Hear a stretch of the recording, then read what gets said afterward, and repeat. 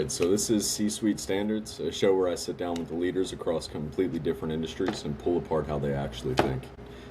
Aviation is our first season because it's where I live and where I think the sharpest lessons in leadership, risk, and human performance are hiding in plain sight. Today's guest spent close to a decade as a U.S. Air Force MQ-9 Reaper sensor operator and instructor. Thousands of hours, over 1,000 missions, and has spent the years since studying what the job actually does to the people who do it. He now teaches the next generation of UAS operators at the University of North Dakota and runs Remote Warrior, an advocacy organization for the operators who came before them. Tanner Yackley, welcome to the show. Hey, thank you so much, Blake. So happy to be here. Perfect. So before anything heavy, how'd you end up in the seat in the first place? What did 18-year-old you think when you were signing up for? Yeah, man, it was, 18 years old. I was growing up in Minnesota at the time, which you don't ever hear until I say the word Minnesota. It's one of the weirdest accents to have ever, because you can completely hide it for 90% of a conversation.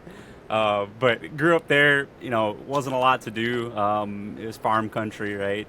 It was a lot of, blue collar, things like that. I just wanted to do something different. And at the time, I had no desire to go to college, which is hilarious because I went on to teach as a professor, as you mentioned, there, and it's like, looking back, my 18-year-old self, and I'm like, what the heck? How'd you get there?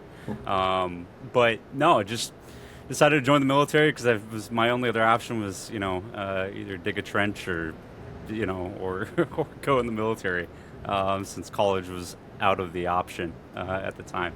But yeah, and then just saw this job come up. A recruiter talked to me about it and said, "Hey, there's this cool thing, on this aircraft, which is the one right there, that you're going to be controlling a camera and like watching over convoys and stuff." And 18-year-old me was like, "That sounds awesome," with it. So I jumped on and kind of signed on and jumped in feet first. I'd say a badass career path. Yeah. Being able to see certain things that almost nobody else has the opportunity to. Absolutely. What do you think's been the coolest part of the mission so far for you? One thing that we didn't realize, right, with this, and I reflect on this a lot, is how much, because I joined in 2010, was on my first combat mission, October of 11, there, and, I was 19 at the time, flying combat missions, and, you got a pilot in the left seat, you got my role, the sensor operator, in the right seat, and that's only to control the aircraft, right? I got a headset on that I'm getting just intel fed into my ear. Could be the mission commander saying, "Hey, there's weather in the area now," that kind of stuff.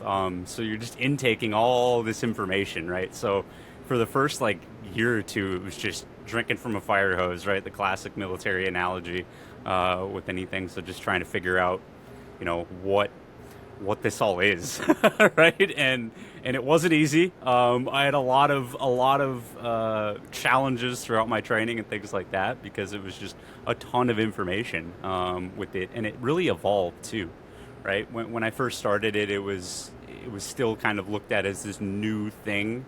I put the air quotes because even 15 years later, almost nobody understands what an RPA is, or everybody thinks of drones and they just think of the little small quadcopters buzzing around now, especially with everything going on in the world. They think of them as small there. So it was unique, right? And we didn't realize how much, honestly, we were paving the way for that field.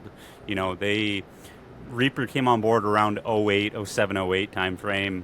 Really, the ramp up was around 2012 there, and they went from something like 20 something combat air patrols to 60 something at the time. So the ramp up was brutal. But for us, it was just you just fly longer hours at that point, and so then it was instead of doing 2-3 hours on shift where you're doing that and you're dealing with additional duties and stuff like that around it, then it's all right, you're flying 6, 7, 8 hours every night with it. And our pilots got it worse because obviously that takes a little bit more time to train up a pilot. But even us, we went through probably a solid, you cut out all the weird pauses in training and shifting to different bases for training and stuff like that. It was about 18 months of training that they put into us for this job. So it was like I said, it was a lot of drinking from a fire hose. It was a lot of not understanding really what we were really a part of. Back then we didn't realize that. Oh my gosh, we're kind of quote unquote paving the way for RPAs. The previous 10 years they'd been used, right? They started getting used in even the 90s when the Predator came on board, which is the smaller one there on the bottom. You can always tell the difference. Pred's got the V-tail down, Reaper's got the V-tail up for it, and that's your kind of bigger or your best way to visually identify them, right? Predator technically got what's it called? Retired in 2018, but you still see a couple of them kicking around. The Army uses the Charlie variant, which is just a little bit different. They make little tweaks, things like that. Could be extend the wings out a little bit, right? Add extended range tanks, whatever it is. That's more on like the Reaper stuff, but yeah. So it's just a very unique thing to walk into, especially at 19, and have no understanding that what you're really getting into.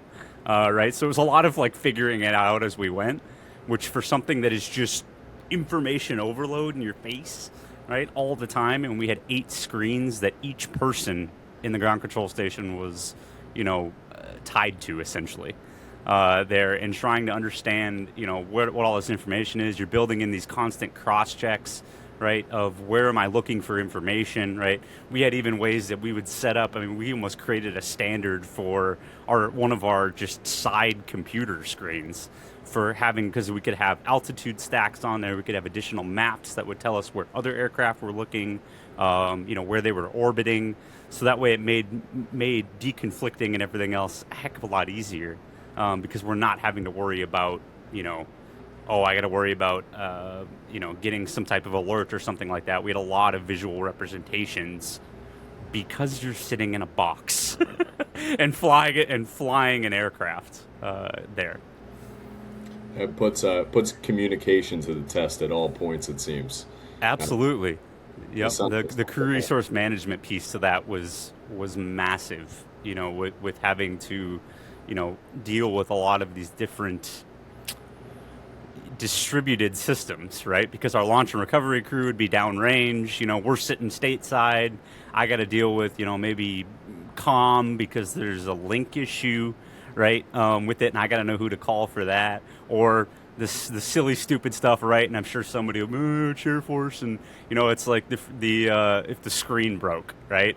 Which is like doesn't seem like that big a deal, but I remember I had one time we were ramping up to pull the trigger on a target, and my screen went out, and it was literally just like,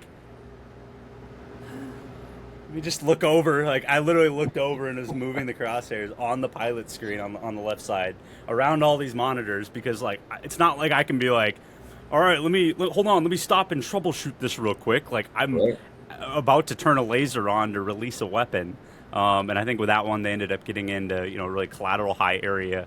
We were very, very strategic in when we took a shot and why we took a shot there, and making sure that things were, the collateral around it was free as it can be when you're looking through a bunch of soda straws, right, with that view.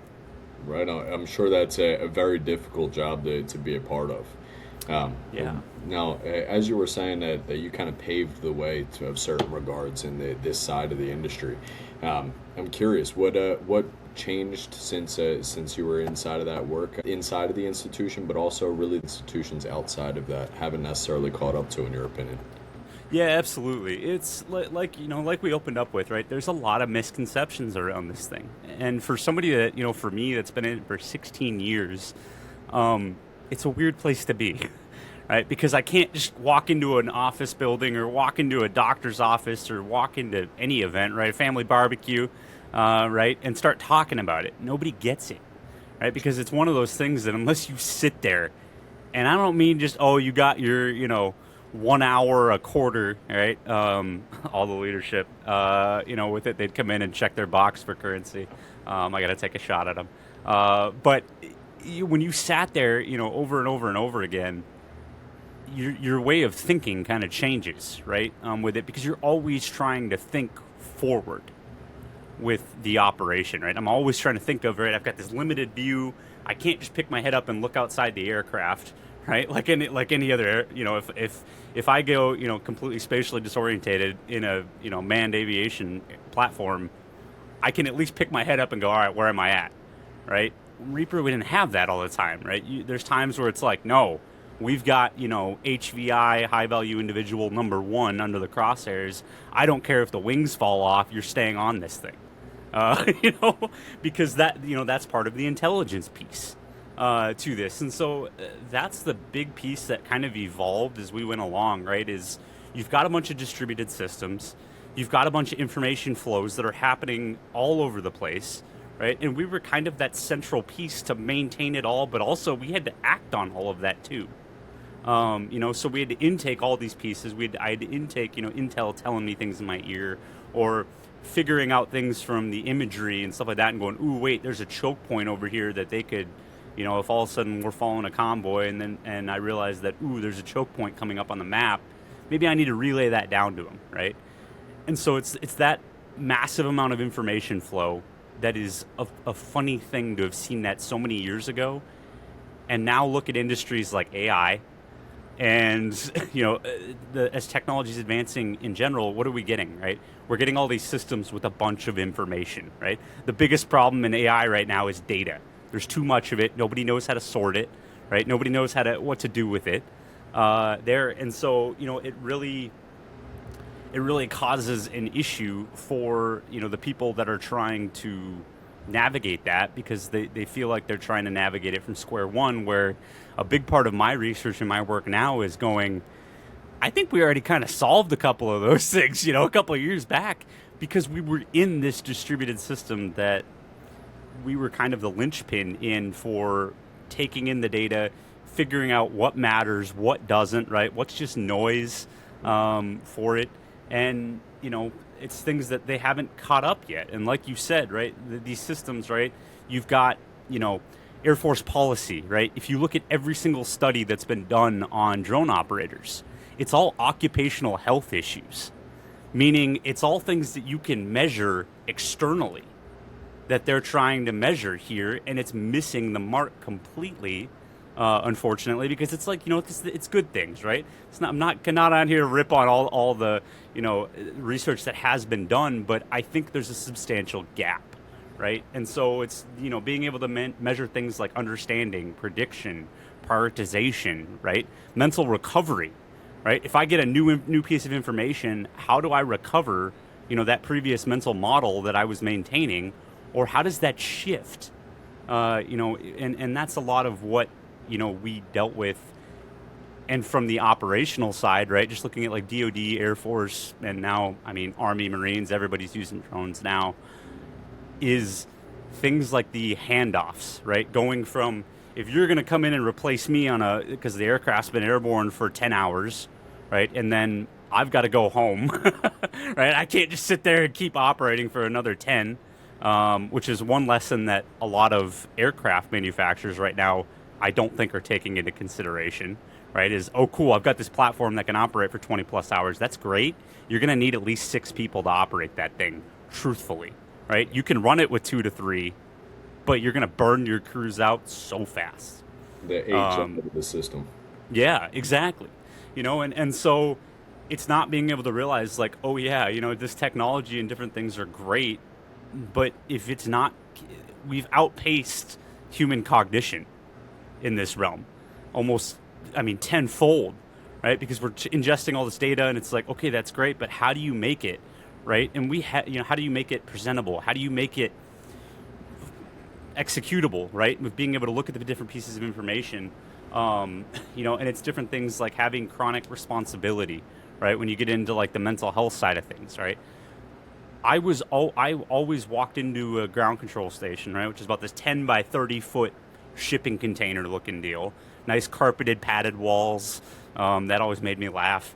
It was like, what the heck? But what people aren't realizing is you've essentially put somebody into a position that at any given second, they need to be prepared to take a life. Sure. And cognitively, I think that does something to you. We see it in other areas, right? We see it in nuclear reactor operators. We see it in, even 911 dispatchers, right? More and more is coming out there, which is a lot of why I do a lot of work with like law enforcement professionals, because they're getting all these drone for first responder programs, which is awesome, but they're going to get a bunch of tech just dropped in their lap and have no SOP, going forward on what do I do with this, information, and how do I correctly implement this. And so it's hard because it's, buy, more, drones, which is great. But when we're not looking at things, that understand the long exposure, right? And sitting there, right? Because everyone thinks like, oh, there was nights where I would walk into a ground control station, the sensor would be sitting there, we'd talk about, all right, try to do this context passing, right, of what they know versus what I've been briefed of the general overview. And then I got to try to marry that together and make sure I don't lose any details. But I might not know that, oh, by the way, 4 hours ago, the vehicle stopped this super important place that maybe wasn't important at that time, right? But if they hit it again, then it becomes important.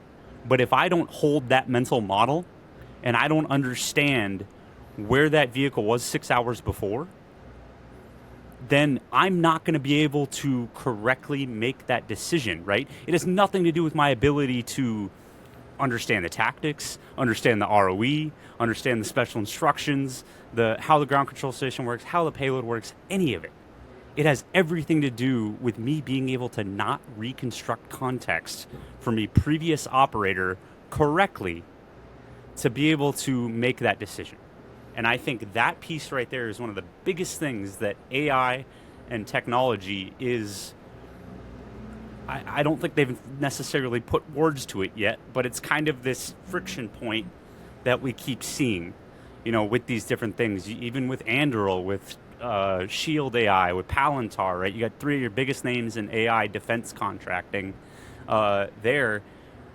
I'll be really curious to see, where they end up with those thought processes there, because again, you can have all these measurable pieces, but when you can't measure an internal state, an internal context that then has to be passed on to another operator, and then it makes the whole thing can be fragmented, So while we did such a good job of making it work, right? I mean, we had workarounds for everything, right?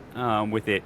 And we were very good at it. There's still a lot to be desired in that field, and being able to really make those decisions, because then it leads to, this long exposure that then can lead to, hey, guess what? Some days don't go so well, right? Some days, and it's not that like, oh man, I remember years ago, especially, it was, we hear it all, right? All the drone strikes and, oh man, everybody up in arms about them and things like that. And that's the part that everybody gets wrong, right? One, you only ever see the last 30 seconds of a drone strike, and I think you and I talked about this previously, with no audio, with no of the communications going on and no ranging data, those strikes, you might as well just put lipstick on a pig at that point and be like, hey, look, we did it, right? Because that's the end, right? Nobody sees the hours and hours and days, weeks, months of sitting on that target. And oh, by the way, we watched one guy for 6 years. And when he popped up, it was like, holy crap, we found Waldo. At that point, it was like, so it's that type of piece, right? Because then you've got to and this is where I think the law enforcement tie-in plays actually fairly well, right? Because the way that they operate, and when I talk to the law enforcement professionals, and leaders in that space, I mean, it's just, it's like speaking to a mirror sometimes, where it's like they're under this high cognition load, right? Where all of a sudden I got to ramp up, drop down at any given time. You might be doing super boring crap, right? And then all of a sudden have to flip and go, oh, I got to, throttle all the way up and now perform, right? And so for us, like that, obviously our top bar, right, was me lazing in that weapon for that last 30 seconds, because at that point it's all on me, right? Everybody thinks that like, oh, the pilot does everything. Heck no, they're the bus driver there, and there's pilots that are going to roll their eyes at that. I love you guys. It'll be okay. But they're the dang bus driver, right? With it. And, and then once they pull that trigger, right, they don't get me wrong, they do an insane amount, right up to that point. And they hit that trigger. But then their whole job is to not screw me over at that point, right? Because you have a fixed point onto the bottom of the aircraft that if the camera gets to, if it's, you think about it, if I'm sitting with the camera here, well, eventually as I start going down, once I hit a point here, the camera has to do something, right? I can't just keep going underneath the aircraft, otherwise the picture would be inverted, right, at that point. So I've got to do something. So the camera's got to rotate, spin, do different things. So the pilot's whole job is to, hey, don't screw me, because I've got a live missile in flight that is going wherever I put my crosshairs, right? And they're not, it's the other piece I'll crush real quick is it's like you're not slinging Hellfire missiles and leveling a city block, right? It's like 100 pounds for a Hellfire missile, somewhere around there. I don't remember what the percentage of that is explosives, etc. But it's not that big, right? There's ways to make the boom go bigger, things like that. But for the most part, it's a fairly controlled blast, if you will.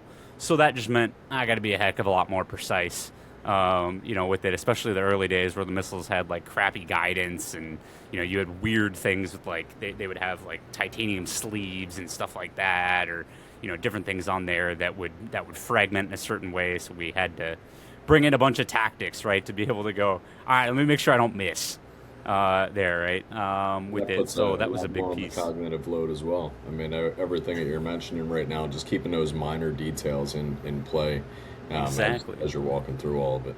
That's a ton of good information or very interesting information, if you will. Now, you touched on a few different things that really lead to the precedence of communication, right? So the handoffs that need to be coordinated, but even beyond that internal mission, really how that showcases to the rest of the community.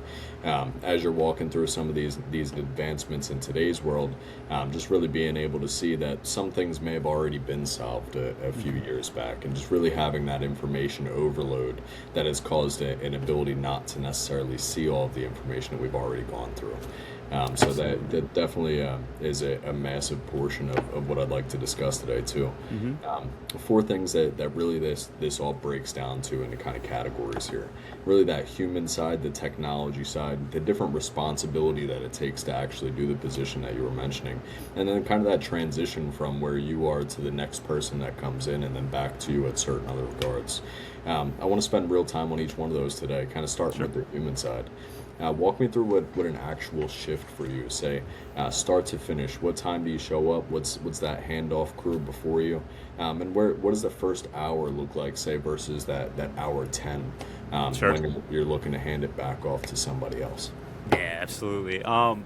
It's a great question, and it's one that not a lot of people understand, right? Is, most of the time with these types of operations, they're usually, and I'm sure there's still some units that are, but usually they're trying to cut down on the overall time that people are in the seat, right? And they've induced more like dwell times and things like that with it too. Being able to focus more on like the traditional aviation route, where take a fighter pilot, right? They're home, they're training, right? They're not doing active missions. Where like we had this weird conglomerate of my training was sprinkled in on top of an active mission, right? I might go a screen over and train for an hour and then come back, right? So it's a good, I only bring that up to bring up the foundation of how this works.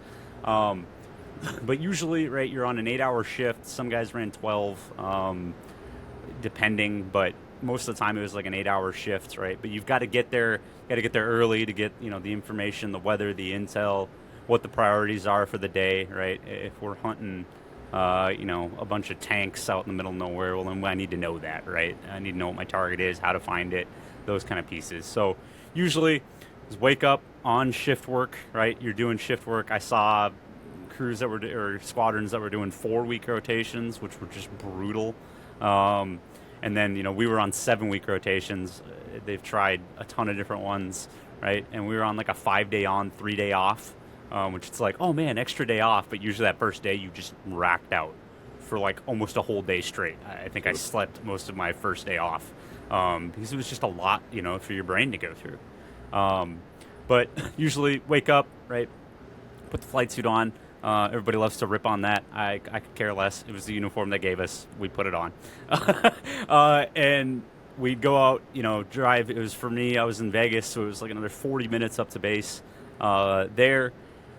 Then usually had a packed lunch, right, with it because I knew that there's a chance that I most of the time wasn't sitting down at a table to eat a meal, right? I was usually having like a joystick in one hand and a fork in the other. There trying to slam something down. So you've got all these little contingency plans, right, built into your day-to-day. You go into the squadron, you brief, like I said, you get the intel, you get the weather, you get the different pieces there for the mission, right? Figure out who am I flying with, right? Did I win the pilot lottery or not? There, right? Because like anything, you're gonna have people that you enjoy working with. You're gonna have people that you don't as much, like any organization. But figure out, where am I in, right? Because I could be dropped right in right off the go, and I'm sitting 6-7 hours immediately. I could have a 2-hour break and then go to the box, right? And break, and I'm cranking out all the paperwork and all the the crappy jobs that keep the squadron going, right? People's training files, different things like that, whatever it is, managing that stuff across the board. So your day never looked the same, right? With it, you didn't know if you were walking in, and I was walking into a hot seat, right? Meaning there's a strike on the table. They're still waiting for 1 or 2 more boxes to get checked. But the second they do, weapons in flight, right? And so there's many times where I'd walk into a ground control station. I knew from the brief that, hey, we're getting heat. They call it, we're heating up on this, right?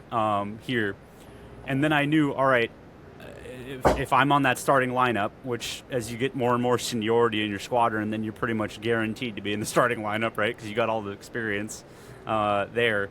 So you get dropped in there, and I don't know if I'm walking into, following a vehicle that's going 100 miles an hour down some road, sitting on top of a mud hut, watching some guy walk through a market building, or walking in and strikes on the table, and I got to be ready to literally sit down and at any given second just rip that trigger at that point. And, I could just be coming off my weekend. Right, I haven't touched those controls in 3 days, and I mean, I think people can relate to that, right? You get into a vehicle, a piece of machinery, sit down at a computer, operate any type of user interface that you haven't touched in any type of extended period of time, but even 3 days was enough for your brain to be like, how do I do this again? Because I'm trying to maintain, I'm trying to maintain, all these different pieces across the interface there. Right, and so that could be as simple as you jump in the seat and pull that trigger, right? Or it could be, I had plenty of nights where it was walk in, some dude staring at the funniest one I had was there was a building, mud hut, right, where we were operating, and we're just staring at the top of it, and there was a goat just walking around a stick, tied to a stick, and I don't remember how many times I counted that thing walking around that stick. Right, and it was just like you're just like, all right, there he goes again. Oh, he's doing. Oh, now he's wrapped up. Oh, now he's going the other way. Right, because you're just trying to keep your brain semi-engaged at this point. Right, I've got because if it's daytime in the States, guess what? That means it's probably nighttime-ish, right? Depending on time zones, everything else, where I'm operating, which made a unique challenge to it too, because I'm having to. If I walk out of that ground control station, right, sometimes we had ones that were external of the building, right? They're in a super secure, fenced-in location, all this stuff, right? Badges everywhere to get through everything. But I could still walk out and have, like, the sun hit my face, but then I'm operating in a mentality 5 minutes ago where my operational picture is nighttime for it there. So it lended itself to, again, these unique situations that by themselves, individually, is like, what the heck's the big deal? Right? But then you think about all the cognitive processing and all the little brain bites, right, that have to go into maintaining that understanding over time, and across crews and across different things there, and realizing, everything looks normal, right, and everything looks, all right, nothing's going on, but at any given time, I've got to operate at this level like that, Sure. with it. And so I think that's a big piece that, people don't realize, right? And unfortunately, a lot of the stigmas and the public perception and, the whole, oh, it's just a video game. And it's like, give me a break at this point. Because it's like, that couldn't be farther from the truth. And we're seeing it more and more, right? With Ukraine, with different things there, because those feeds are all over social media, right? And it's really going, all right, like, what if you were the one sitting there, right? And the biggest connection I can make, right, is if you can go to a movie theater and bawl your flipping eyes out, to the Notebook or whatever it is, right? Or feel some type of way when the hero, goes down right before, they get the triumphant victory, and you got all that stuff going up and down to you. How in the heck does anyone think that somebody controlling a payload or operating an aircraft halfway around the world and then having to take a life doesn't do something to you cognitively? And that's the part that just gets old to go, how have we not, gotten there with this thinking, right? And we're still in this caveman era of, oh, drones equal video game, drones is easy, kind of there. And it's like, no, there's so much that goes into this, and there's so many crews, right? There's the intelligence crews that are making the calls sometimes, right? Because they've got the authority, right, to say, hey, yep, if we, because they could have that last box check that says, hey, if that's an RPG instead of a rake, pull the trigger, right? And so they're sitting there and they're making that and going, hey, yep, RPG. Well, then what happens when it's a rake? Everybody feels that effects. Everybody feels, oh shit, the wrong call was made, right? And 99% of the time, it's no fault of anybody. It's just, again, that internal representation, right? And then you get the pile-on, right, theory of, if one person says, hey, that's an RPG, well, guess what? Everybody around him is going to go, yeah, that could be an RPG, right? And then you've got the mob mentality that plays into it, depending on the operation. So there, like I said, the cognitive gymnastics that play into this role are exceptional, and it's, again, something that I think we've started down the path a little bit, right, in research and different things there. There's some really good studies the last couple of years that have come out, but I think they're too shallow when it comes to it, because it creates it as an operational stress mechanism, like, burnout, fatigue, stuff like that. That stuff plays a part, but it's more so what happens when these distributed networks are operated in for so long. And you're always planning for worst case. You're always planning for what's happening next, right? And you're always planning for, I have to have an answer for whatever happens on this screen at any given time. And cognitively, that takes a ton out of you, right? And then you try to go into, and I'm sure we'll get into this, right? But the next step, which is what happens when you walk out of that box for the last time. Right. And for me, I did it for 10 years because I did it as a civilian for a couple years after. And it was still the same mantra, right? All right, brief, flight, debrief, going through every single step, right? Planning for all these contingencies.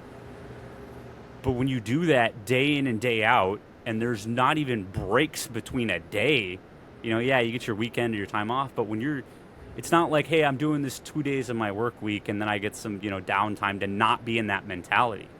But I can tell you, after 1,000 combat missions and 3,400 hours, I think it changes you a little bit. And I think it's really just that mentality and that process and that cognitive processing carries over and attempts to carry over into a bunch of systems that are really, really bad. Right? I mean, when's the last time you called your bank and had a pleasant experience? Right? It doesn't. When's the last time? I'm trying to think of another example, but there's just so many pieces to this that are interesting because, again, you can. There's the day-to-day connections. There's the day-to-day that makes it real, right? But then you go from this super streamlined process to now I got to go into a bunch of systems that don't even understand what an RPA is, right? Don't even understand what an MQ-9 mission entails. But then I'm going to also, on top of it, be like, hey, I think something's wrong. like, or that I'm experiencing really weird ways to try to progress through my day, right? Because I'm always trying to max perform every little thing.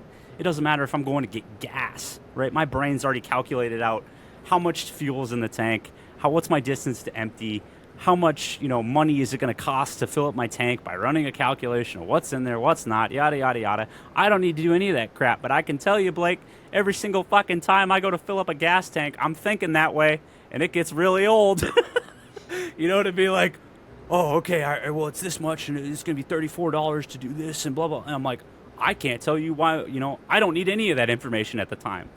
But it's trying to plan for those contingencies, right? And trying to grasp onto it, and really, I think, just trying to put this process that was created unintentionally somewhere when you walk away from it. Yeah, benefit in one regard can be an enemy in another. Absolutely. Absolutely. Now, there's a ton of cognitive load that comes into all of that. It seems like one of the most cognitively recognized careers that you could possibly be doing. Now, noticing that really after an 8-hour shift at almost anywhere, cognitive load depletes or goes down to a certain degree, let alone a mission like that. When you're in somewhere for an 8-hour mission and you're constantly having a point where you got to count how many times a goat goes around a stick just to be able to keep yourself entertained, that also puts its own strain on things, let alone when you're going after a mission where you're actually live tracking somebody. So I can Absolutely. only imagine what that really does from a cognitive perspective. So how many people are actually in the room with you? I noticed that you ended up speaking about really a pilot, you being the sensor operator and intel coordinator. Who else is really in kind of a room like that, and where does some of that cognitive load start to separate or start to be kind of enhanced with the amount of people that can handle the operation with you? Yeah, absolutely. It's so usually you've got minimum is 2 people in the ground control station, right? You've got this just awkward like galley, if you will, to get from one side to the other. So in early days, right, we would have intelligence coordinators that were sitting directly behind us. They were at another computer that was essentially just a repeater of our screen there, and they would be talking through talking in our headsets, things like that. I'm not even sure that they do that anymore. I think most of it is they're in like a different room in the squadron, right? And then you can have mission commanders. I could be talking to another sensor operator, right? Saying, hey man, what are you seeing over here in this area? Because I'm about to move over there, right? And I need to understand what you've been seeing, right?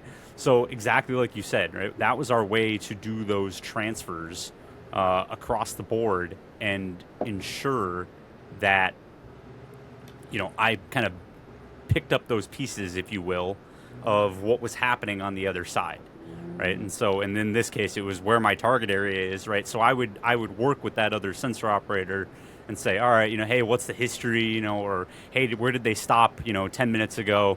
Because we had other screens that had like all the other feeds that were going on in the squadron just on them, right? So you could infer and pull data from them and see that, oh, hey, there's a bunch of clouds going through the feed, right? So they're dealing with weather over there. All right, what altitude are we at, right, compared to them?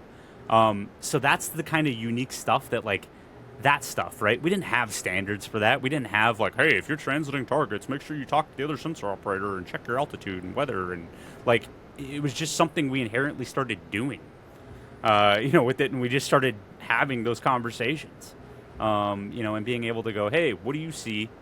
All right, this is what I know, right? And we kind of go back and forth and really ping off each other and figure out, all right, what's my next role or what's my next step there. So it's those unique pieces that, really drive a lot of those environments.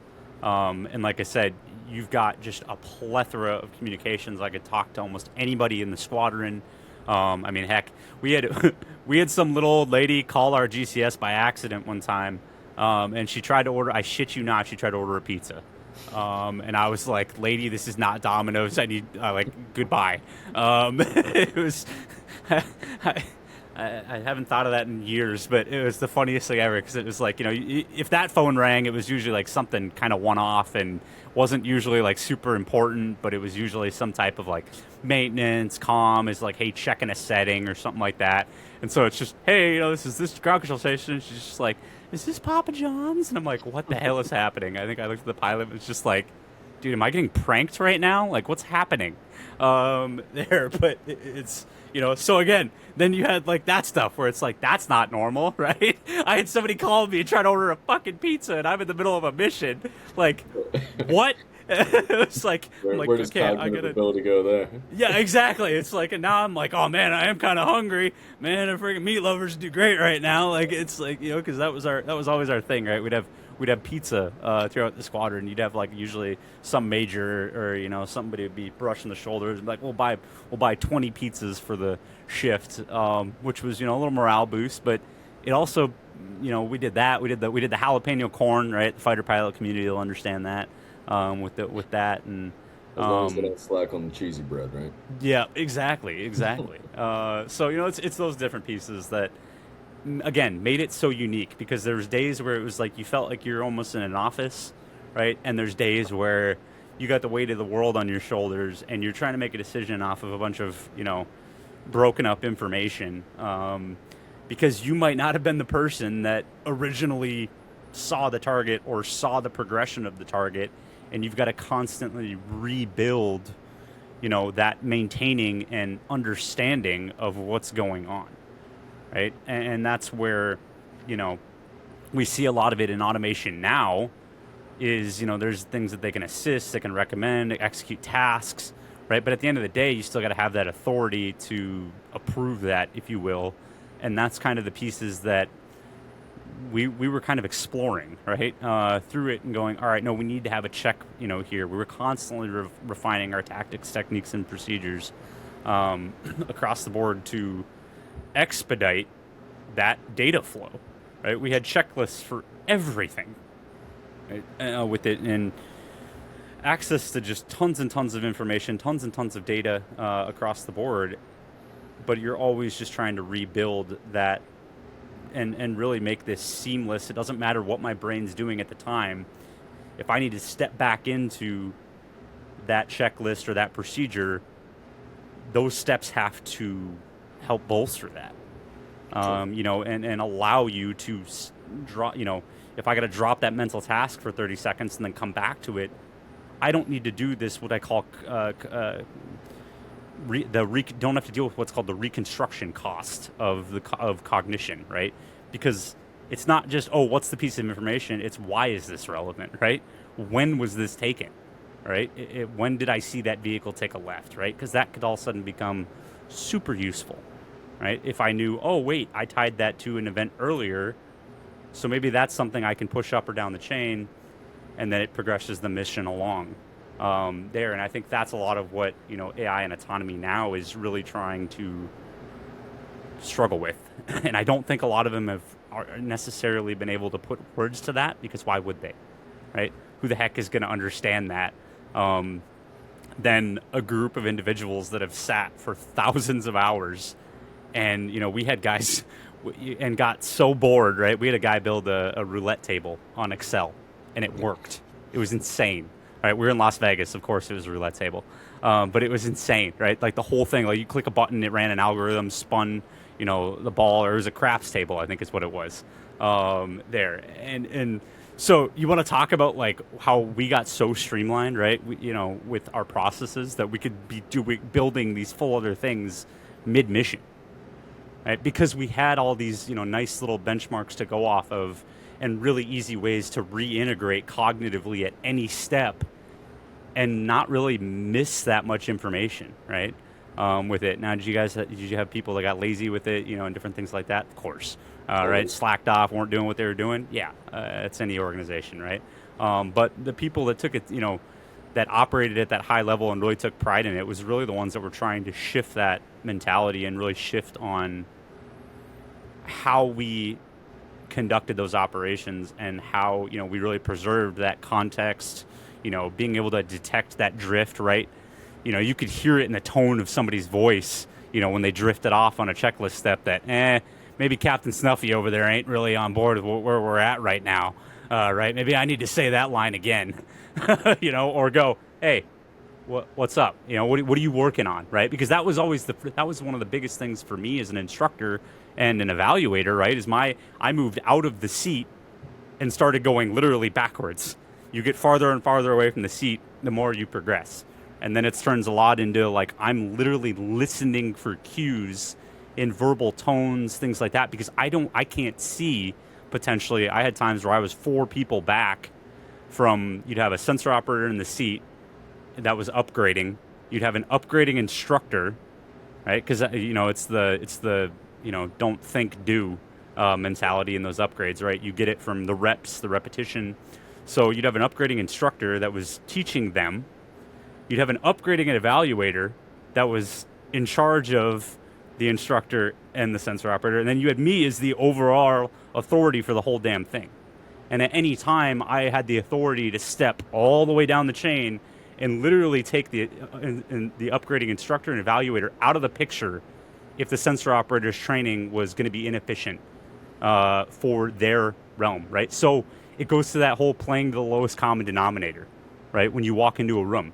And a lot of people look at that and or hear that phrase and are like, oh, you're just playing to the stupidest person in the room. And it's like, no, you're playing to the lowest representation of cognitive understanding. And if you can do that effectively and you can drive home whatever task, whatever procedure, I don't give a shit if it's making a peanut butter and jelly sandwich, right?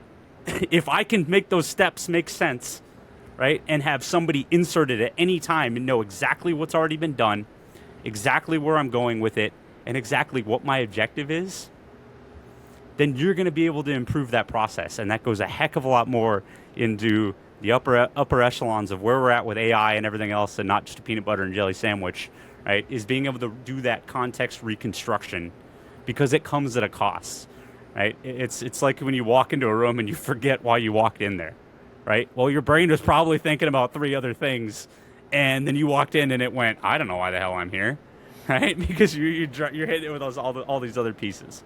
So it's, like I said, really interesting to see now, especially with the advancements in these other areas, to see the similarities and, well, the patterns, right? Because that's when you sit for thousands of hours and watch the same stuff day in and day out, you eventually start just putting these little buckets out there and being like, all right, if he does this, then this is probably going to happen.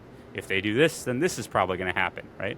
And then it just comes into that mental model being challenged, right? And recognizing that, oh, if my mental model says if he turns right, I'm going to do this, well, then he turns left, guess what? I got to update that mental model, right? I can't continue to work off of that old mentality, because that's going to cause problems and ripple to bigger issues down the line. And that's how you get, people that, like in aviation, where people just slam into the side of a mountain, or, are doing the, pull up, and they're just keep fighting it because they're working off of an old mental model, right? I think was it Air France, I think is the super popular one in that realm, right? Where they just bid off on the wrong thing. Everybody worked off that model, and then eventually they crashed, because of it.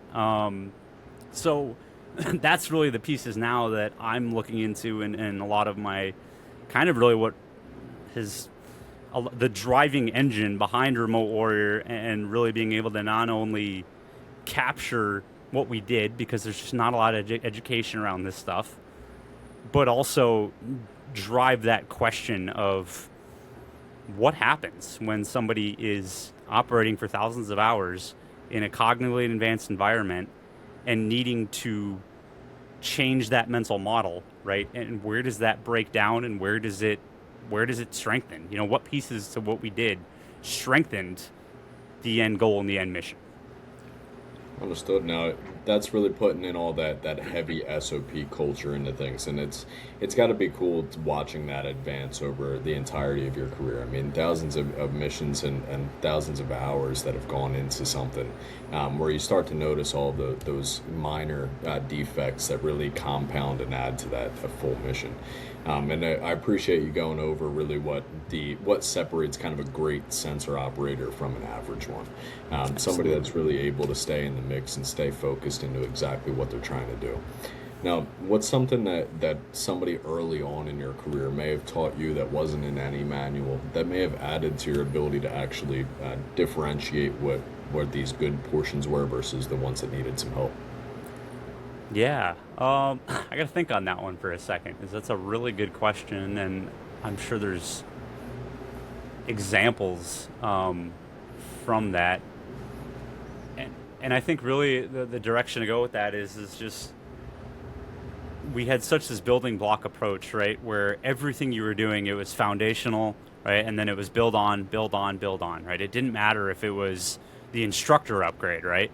The instructor upgrade for me, I struggled with initially, which is comical because at one point I was running the entire squadron for instructor continuity across the board, and years before I sucked as an instructor. I was, and it was just I was trying to understand the process, really, right, with it, and that was one piece that really stuck with me is to effectively train someone, especially when you're doing it in these condensed environments, right, where I got to rapidly train this person and get them out to the field, right? I think of how we did software upgrades, right? And I promise this will connect. The software upgrades, we would get them for our aircraft, and it could change, how the fuel was routed. It could change. We had one that changed almost every button on the console and how it operated. And guess what? I got a 15-minute brief before the mission on a bunch of academic slides on how it worked. Me and all the other instructors would have to go in. We call it figure out how to break it, right? Essentially, where are those thresholds? Where are those points that this stuff breaks, right? And where mission-wise is this not going to work? So we'd sit there and it'd be like two instructors per ground control station would be kind of going off each other and going, we'll try this, because then you'd get that backseat, understanding, right, and being able to recognize when somebody is not right there at the controls, right, 2 inches from the screen, because those two, again, exactly what we're talking about, those two pieces provide very different mental models of what's going on, right, from being an operator to sitting back, right? And so that's something that in the furnace of it, right, when I was doing it, it was years later before I recognized, like, wow, that was a really effective way that we approached those software upgrades. Because then it was figure out how to break it. We'd swap. I'd get in, sit down, mess with it, and we'd talk through, all right, these are the limitations, different things like that. This is how it's supposed to work. This is how it actually works, right? Which I think is like every engineering problem ever, right? You can create the best thing in the world, but if the operator does something just out of left field with it and you don't plan for it, there you go, All about the parameters. Yep. And so, we'd figure out what are the extremes of that, because we had such dynamic targeting, right, and dynamic processes and missions on any given night. Well, it also bled into how we developed our instructors, because a lot of it was all right, you're going to go in and watch an event be taught by an experienced instructor, right? So they sit back and they just osmosis take this in, right? They get to see the interaction between the student and the instructor. They get to hear what questions are asked. They get to hear what recommendations the instructor makes. And like for me, I would do a lot of the upgrade events for the instructors in the squadron. And so I'd have to go in and explain on the back end, like, this is why I'm thinking this way, right? This is the things that I'm trying to drive home. And sometimes, the obvious answer isn't the one that you need, right? You got to dig a little bit farther and figure out, all right, if this person's struggling with an event, why at that point? So we would have them observe, right? Then we'd have them actually just do a practice brief. Essentially brief the topic, right? Could be close air support, right? And I'm about to piss off a whole bunch of pilots in this, and I could not care less.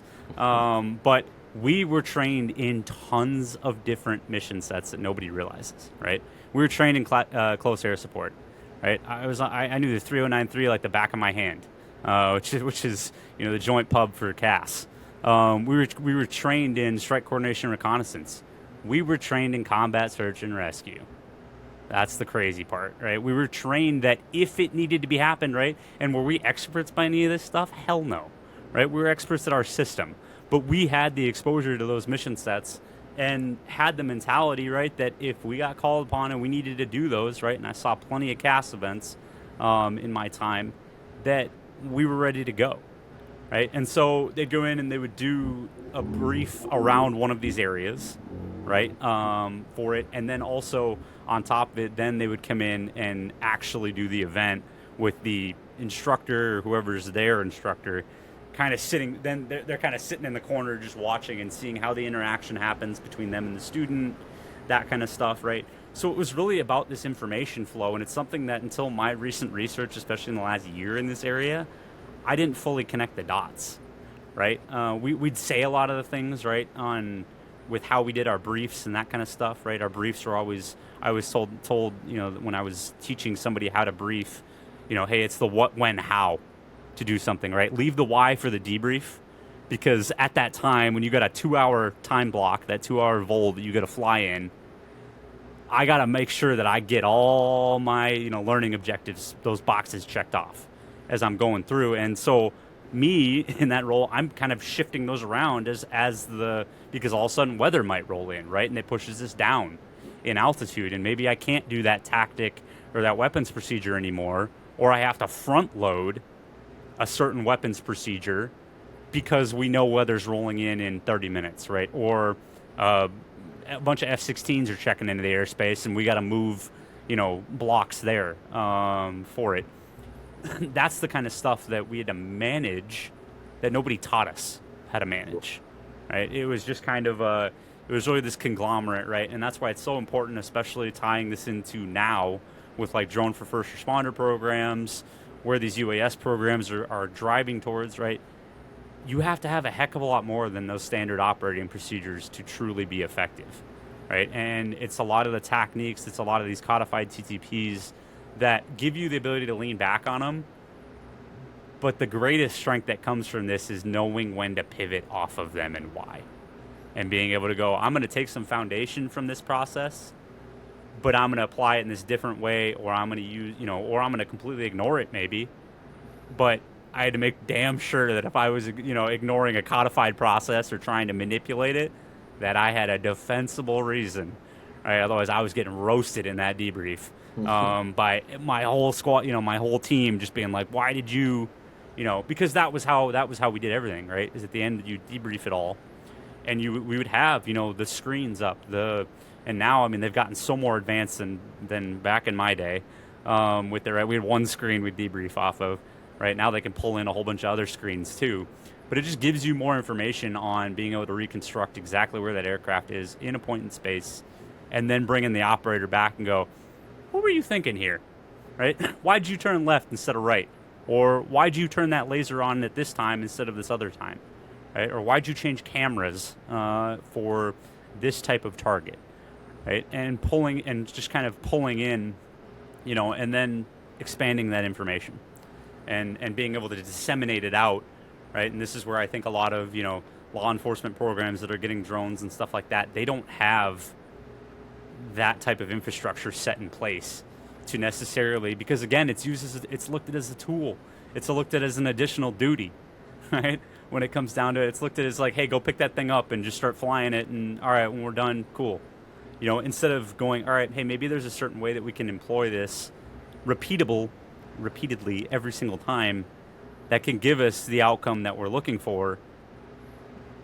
But that's the challenges now that like UAS is really hitting on, and I think hitting some friction points, because now there's no real standardization authority for that side of it.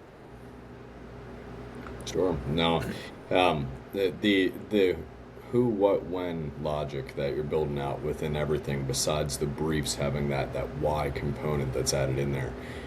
Is there any other contingency that you guys had in place from as you were operating here to make sure that nothing really fell through the cracks or went by the wayside as people were going through these operations? Yeah, you know, so like just like you said, right? Your brief would cover your what, when, how.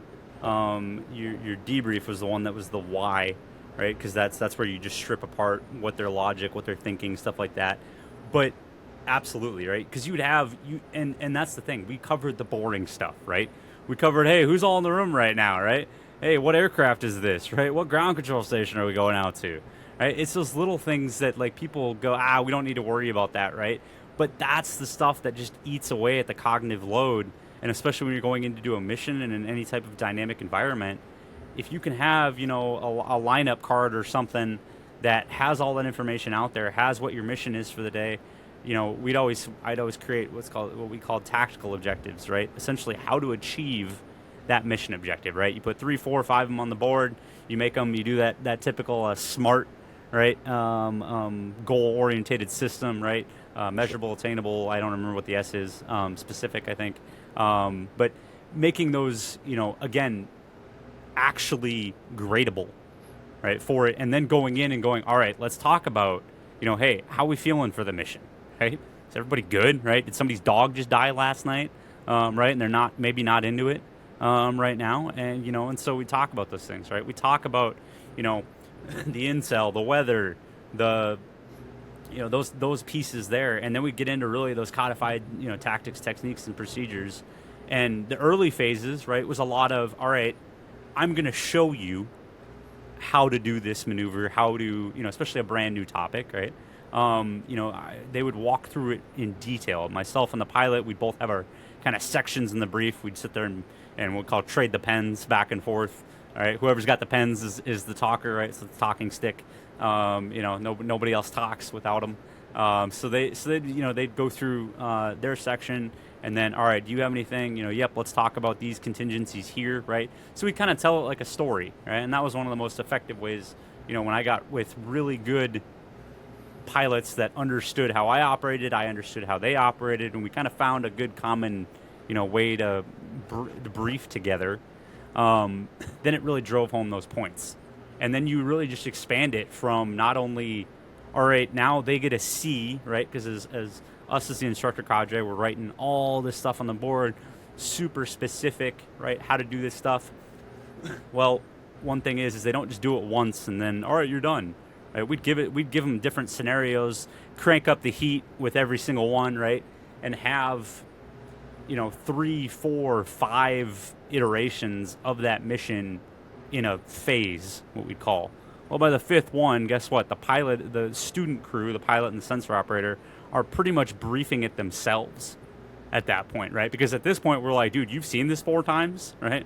You should be able to talk about it, right? So it's like the most common thing in instruction ever, right? To be a good instructor, you have to be able to communicate the process that you're doing and teach it, right? Well, same thing for the student learning process is then I've got to worry about, all right, if I can get them to teach it back to me and then go execute it, right? Not just leave it at that and go, hey, yeah, you did a great job. You can talk real well. But now it's, soup to nuts. Can you get in there and actually do the tactic, technique, or procedure that you're briefing, right? And so, and the same thing on the other side, right? They would go through, obviously, in the ground control station then, we're not talking as much in those later phases, right? I'm letting them flail. I'm letting them make mistakes. I'm letting them screw up, and I'm letting them sit in it. Because if I went in and every single time hammered them and said, hey, why'd you do this? Why didn't you do this? Right? They're not learning anything. All they're learning is to react to every time I open my mouth, they're doing something wrong and they need to change it. They don't know why. They don't understand it, right? So in the later phases, we just let them flail. And especially when I became an evaluator and it was essentially, all right, now this is a box check. You're good to go fly this mission, graduate, initial qualification training, go on to advanced mission sets, right? That was our authority as an evaluator. Is I'm signing them off saying, yes, you can do this next piece, right? And that one was even more of a, for the first like 70% of that mission from the brief into the mission itself, I barely said a thing, right? I'd come in, set the standard for this is the, Air Force manual that we're following for our regulations. This is what the guidance is. This is your grading criteria. This is how all this is going to flow. And then it was pretty much, all right, man, markers in your hand. Let's see what you got, right? And all the way through debrief. And there's times where I wouldn't say a word. And I'm just sitting there writing notes. And then I would wait for them right? How we treated our debriefs was I would wait for them to debrief themselves. So they would have to go through and go, all right, looking at the video, looking at where we were, looking at all these pieces, this is what we missed, right? Or this is why we screwed it up. They could be completely wrong, right? They don't know any better. They're students. They've only seen it a handful of times. How would they? But that's where it's bringing in the experience and going, all right, yes, that's a good consideration, but maybe you should think about this too. Or eventually at some point it would literally just be, all right, good job. Let me take the pens back, right? And now I'm going to talk you through and essentially hot wash this to go through. Here's some things that, you said initially, right? Because that was always the thing. We were always closing that loop on the learning process. It was, you said this in brief, right? You did this in the seat, and you just told me your reasoning in the debrief was XYZ. But what if it was actually ABC? And so it's being able to drive that learning process and pull that from them and go, yes, you're on the right route, right? But because of these things that I see, because of my experience, right? So what does that get down to when you strip it all apart? It's letting them screw up, right? It's letting the kid fall over on the bike 15 times and go, well, why is that happening? And letting them kind of make that decision first and drive that critical thinking. Could be completely flipping wrong, right? They could be way off in left field, and it's like, dude, that's not at all how that works, right? It was one piece that as I went through training, that was always the hardest part was defending why you did something, right? And defending why I said a certain thing, and then it's like, oh gosh, like it's all there, right? Hearing yourself on the radio and all that, and hearing yourself talk was always the everybody hated that, right? It's like, there's my voice again in the back.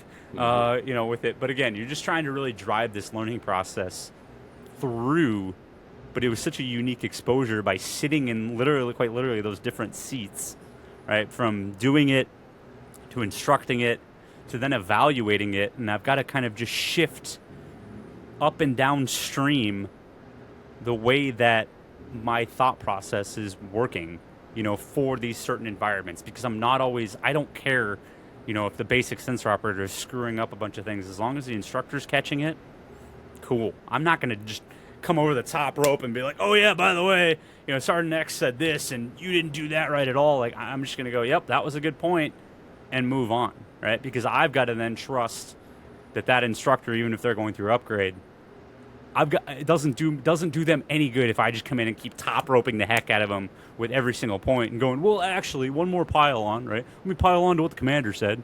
Every commander's call ever. But so it's to add to that cognitive breakdown. Absolutely. Yeah, honestly, I think the same thing in a similar mission. When I was going through flight school, I always kept repeating the same phrase to myself. It was, complacency is the devil, so chase your failures, right? Yeah. So get through as many of those failures as you possibly can to be able to get to that successful point on the end. Absolutely. Another one I always used to like to rephrase all the time was the fact that you don't know a piece of information until you can teach it to a kindergartner. Yes. And it was really being able to break it down to the most simplistic level before actually being able to move on to whatever that next thing was. So, like, 100%. what went well, what didn't go so well, and what are we going to do better tomorrow? Yep. Absolutely. You touched on a ton of very useful information up to this point, and we've been at it for about an hour at this point too. I'm curious, before we move on to that technology piece of things, is there something that you think about at all that you haven't necessarily talked about much publicly, and in terms of really, is there a specific moment, doesn't necessarily have to be the hardest one, but just a real one that you'd want to leave the public with after this conversation? I think that one of the biggest pieces to this, right, is people, again, the misconception of what it is, right? And so the operators themselves, they constantly have to be, re-explaining their experience for years and years and years on end with it. And it doesn't matter if it's a doctor, if it's whoever it is, right? It could be, because the FAA, there's so many regulatory pieces that this can dip into, right? Especially if people go civilian into the civilian work for this, that is just not very well understood, right? And so that's really a lot what we're transitioning kind of remote warrior into, is trying to capture those experiences and kind of just time capsule them, right, across it, but do a heck of a lot more than that and try to advance, the take those lessons learned that we did, and put them out there. Because again, it's such a funny thing that after 15 years, you don't necessarily, nobody's running around talking about Reaper, right? You get the cool, hey, last 30 seconds of that video. That's it, right? That's all anybody sees. Nobody talks about the human aspect of it.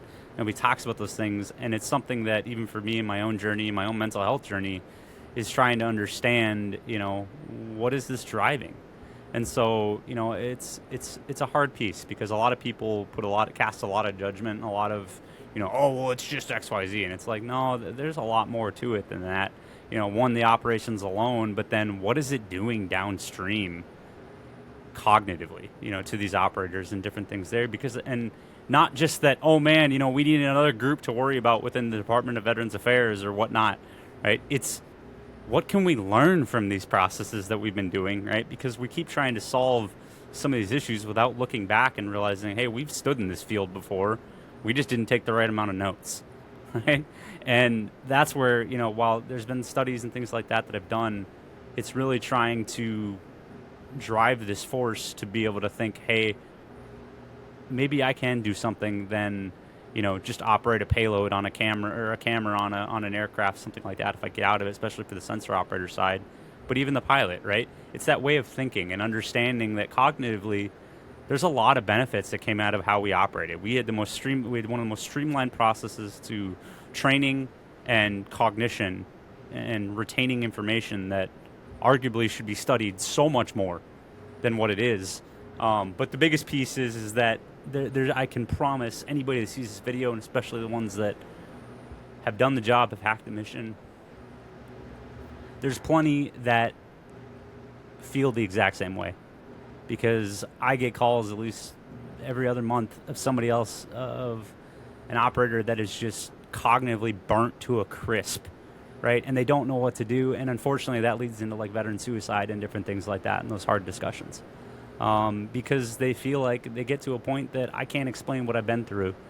And if no one can even understand what an RPA is, let alone what happens on the other side of it, that leaves a lot of gaps, right? And a lot of care systems that are decades behind, unfortunately, because of it. And it's not to the fault of anybody, but I now see, doing the advocacy piece of this for the last year, why every generation of veteran has such a damn hard time breaking through that glass ceiling and going, hey, this is an issue. And like I said, I don't think it's, hey, it's, oh, drone operators are getting PTSD and all this stuff. Like, no, I'm not going to make that claim. But I do think it's creating a very unique cognitive challenge that our current systems can't necessarily measure, can't necessarily define. And so that leads a lot for, especially, the high ops tempo and what we had to deal with, right? Because it wasn't what we saw with our missiles, right, that screws people up when it comes down to it. For me and my post-traumatic stress, it was watching the people do just inhumane things to each other across the board. And essentially, if you can think of a way that one human can kill another one, I've seen it through a camera after thousands and thousands of hours.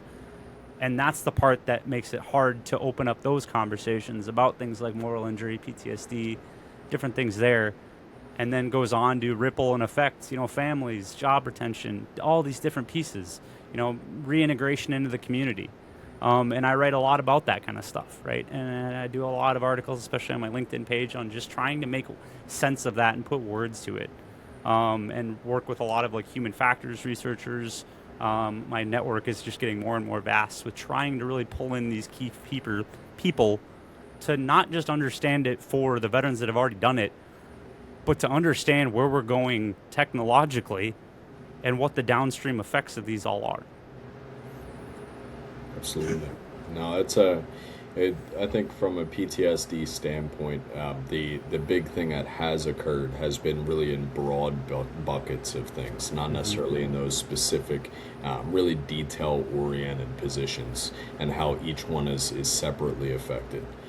And that I'll say one other thing on that real quick is that right there is one of the biggest cruxes that I hit, right? When I started going down the kind of, holy crap, I'm getting affected in really funny ways from this, and I probably have some type of, post-traumatic stress.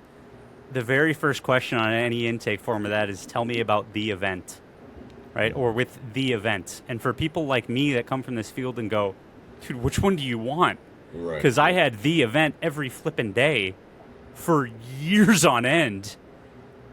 It's like I can't just sit there and cherry pick, and I'm very open about my mental health journey, right? I've tried tons and tons of things under the sun to help with this, and it's so hard because even the intakes that are built around this are like, well, tell me about the one event that happened, and I'm like, I can't, and then you hit friction points because the provider's like, well, I mean, just tell me about the worst one, and it's like, it doesn't work that way, right? After a point, that it all is just noise.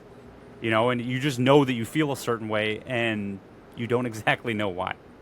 Well, it adds to the shutdown, Yep. right? So once you end up having this acknowledgement that it's not necessarily what is being provided in that intake, it almost seems like you're too helpless to help, And that's the hardest part of any mental health journey, is really just noticing that there's differentiations from the points that people have already gone through and what they're generally used to handling versus what a certain bucket of people might.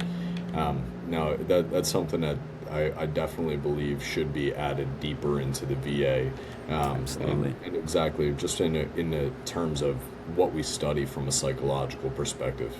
Yeah. Because there are so many nuanced variants to exactly how that problem can get handled, and it's different for every single person. So it's absolutely, it's definitely a tough topic to end up really wrapping all of the variables around into one thing.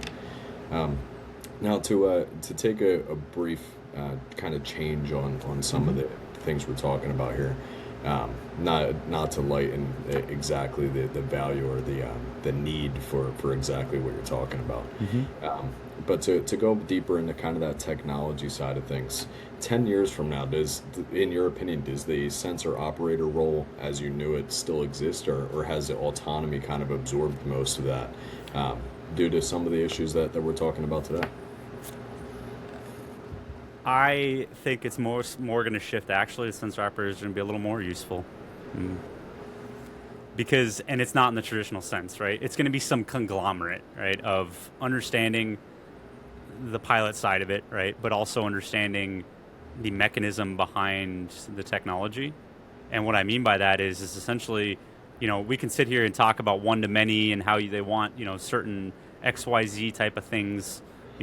Have one operator that controls a whole fleet of drones, and you get into that with swarm technology and stuff like that. And that's great, but what nobody's measuring is the cognitive load that happens with that, right?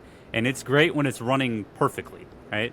But I think of, things like that drone light show event that happened a couple years ago that injured a small child, and, there's a bunch of things, there was a handful of things that went wrong with it, right? But that's the stuff that people aren't necessarily looking at when they're building these systems is, okay, what happens when 3 drones go off and fly some completely different flight plan than I needed to, and you've got one operator trying to control all 3 at the same time and give them individual commands, right? So my point being is, I think we're going to get away from the stick and rudder skills, right? And I think it's going to be more of this supervisory control piece, right? And that it's going to be a person sitting in the type of operations cell that is, all right, launch this one, send it here, that kind of thing. But I can't fully say what that looks like because I don't know what the answer yet is for the cognition piece to this, because we can have all these data points that we want, but when we're not recognizing how to transfer one internal state from one person to another, that's going to cause a lot of problems, as these, especially with Part 108, and they're already trying to kind of make some interim. Well, that's not going to cover enough, and beyond visual line of sight, and that's great. But all I'm doing is then extending the workload to the operator at that point, and so then I'm just shifting the effects up or downstream, depending on what I'm doing, right? And that's the biggest misconception with AI and things like that, right? It's created just these insane ways to just compress these processes, which is fantastic, right? I use AI daily. in research and things like that, because it can bolster so many different areas. But it's not the solution, right? The human is still the solution. The human still needs to be taken into account for this, and being able to, understand, automation can assist, recommend, execute tasks, right? But the human has to still maintain responsibility for not only the execution but the understanding of that technology. And I think that's a piece that, again, we can learn from, but I think it's going to be turned into a really real big bottleneck here, with where we can go with it. And it's something that I don't think necessarily we're figuring out, right? I look at like Anduril, right? They've got a really cool software they built for NASCAR that essentially puts in a flight plan, right, for you and I in aviation speak, right, a flight plan of because NASCAR is insanely technical, right? All those things, I mean, RPM, everything is just down to the minute detail. Well, when you can train a model to replicate that and say, all right, this is what you should be doing, and then essentially debrief it, that's great, right? But that, again, is still functional data points that I can physically see and measure, right? I can measure a trajectory on a racetrack. I can measure heat temperatures. I can measure sensor outputs. I can measure all these things. But that doesn't mean that if I put one person I'll keep with the NASCAR analogy, right? If I put one person in that seat and I put somebody else that has the exact same knowledge, the exact same understanding, knows all the rules, knows everything, right? And people can speak fluidly, they're still going to operate in two different methods at some point with some type of process that happens, right? And that's going to ripple, right, and change. And I honestly think that's where a big piece of AI is interesting, because if you and I sat down doesn't matter, pick your platform, pick your agent here, right? If you and I sat down and started on the exact same sentence on AI, within 2 minutes, we'd be in completely different realms if we continued it on like a conversation there. And because of that, it's driving those internal representations, right? But we haven't necessarily figured out how to capture that genie in a bottle yet, right? Which is why all the arguments are like, oh my gosh, AI is hallucinating. It's like, no, you just haven't put enough bounds on it to make it do exactly what you need. So arguably the people that say that, I'm like, actually it's a you problem, because you didn't put enough constraints on your AI program and give it enough guardrails to operate in all the ways that you're trying to break it. If you keep hitting it hallucinating and having issues, you haven't done enough within your LLM to give it the correct rule set to manage your workload, when it comes down to it, because it's possible. Right? People are doing it all the time. It's why that you see the military using it, right? You see all these different programs that are, using AI to better these processes. So, like I said, it's an interesting kind of circle, if you will. It keeps going round and round with these topics, and I think it's really important for the progression of where we go with this, and to do, good things with it, because it doesn't matter if it's a fleet of autonomous aircraft or one aircraft or making a peanut butter and jelly sandwich, right? You still got to be able to identify the internal state and measure that to truly make these systems create, these proper handoffs between environments, between, these different things before that performance degrades. Absolutely. It's to that same point, it seems like a major reframe of our minds, really being able to set those parameters and those guidelines around our communication, and not talking to the AI the same way that we would have a general conversation. Absolutely. The moment you bring in one word that's a differentiation from somebody else, you get a completely different answer from it as well. Now, you've sat in one of the most operationally rigorous career paths that you could possibly have. Before we actually started this, you ended up saying how MQ9 is really one of the first large-scale examples of supervisory control. That's really the part that I kind of want to sit with for a minute here. What does history actually predict from your experience over the course of really how you've seen those advancements take place while you were internal with the MQ9, and really what happens afterwards in terms of civilian flying or other industries? What are the top 3 takeaways from an executive or supervisory control board that you think would be useful in any industry around? Yeah, like I said, I think a lot of it just hinges on this internal representation, right? And one, you've got to have ownership of that operational model, right? It doesn't matter if it's if it's a surgeon in an operating room, if it's an AI company, if it's an aerospace company, like you have to have an ownership of that operational model because, and that's something that we did, right? It wasn't always when we were flying Reaper, right? It didn't matter what rank people were, right? That's one misconception that we didn't really talk about is like when me and a lieutenant colonel were flying together and I'm A1C Yackley, right? Been in all of 2 years in the military. And him and I are talking like we're just bros, right? Because at the end of the day, we're sitting in there and we understand, hey, you bring this skill set to the fight, I bring this skill set to the fight. Neither of us can do our job without the other person. And we got to respect that, right? And so I think that goes into, and really it did, and not by necessarily a named process, but it was really just this ownership of that operational model, right? And it was that, hey, you could have, Airman Snuffy could be the dude that's like, hey, I need to call an abort right now because of we'll use our fun training one. The bus full of nuns just pulled up, right? And I gotta abort that, right? Well, that might be on me to make that call because the pilot might be looking at something else. They could be looking at a different screen, right? And it's not that I'm necessarily making the call, right? I don't want people to confuse that, right? We didn't just throw authority around left and right. You still had your structure where true the actual executable authority, but you had cognitive authority within these systems. You knew, right? I knew the pilot. Yeah, I was backing him up on ranging and hey, don't bust that airspace border and things like that. But at the end of the day, bro, that's your job, right?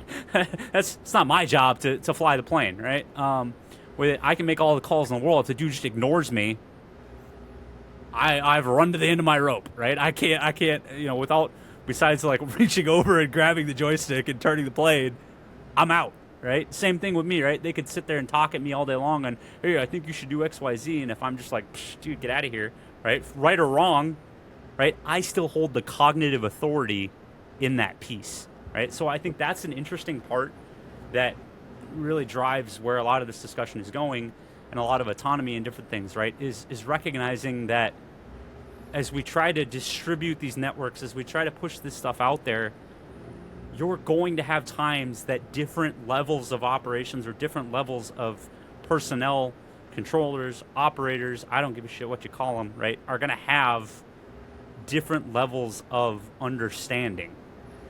And without giving those individuals in those moments the authority, that's where you see, like, again, law enforcement, right? You have tons of representatives. And it's not just, hey, the cops are here, we're good, right?